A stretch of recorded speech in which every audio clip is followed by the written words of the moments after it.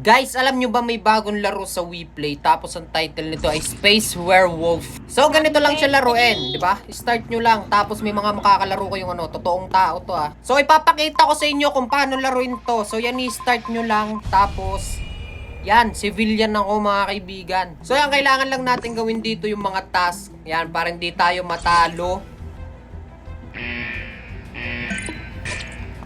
O yun, may bangkay. So, dapat i-report natin yan. So, i-report natin. So, ako guys, gumagawa lang ako ng task. Tapos, nag-iikot lang ako. Tapos, bigla akong nakita na may patay. Di kami, syempre. Ako si 6, tapos... So, yan, kanya-kanyang paliwanag na yan. So, dapat pag-uusapan Guys, nyo di kung ko sino yung alam, pinaghihinalaan guys. nyo. Punta ako dun sa Kung ano, sino yung para pumatay. lang. So, iboto natin yung number 10 kasi siya yung pinaghihinalaan na pumatay daw. So, okay, tingnan natin kung siya nga ba. Yun.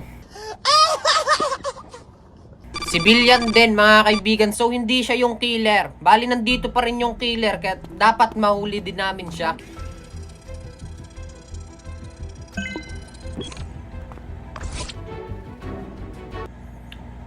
Wala. Gumagawa lang ako ng task.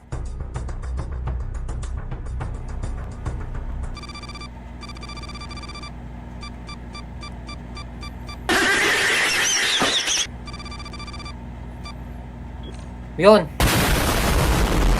Talo na. Talo kami. Natalo kami kasi halos lahat kami napatay na nung killer tas hindi namin nahuhuli kung sino. Basta masaya siyang laruin guys. Kaya mag-try na kayo ng Space Werewolf dito sa WePlay.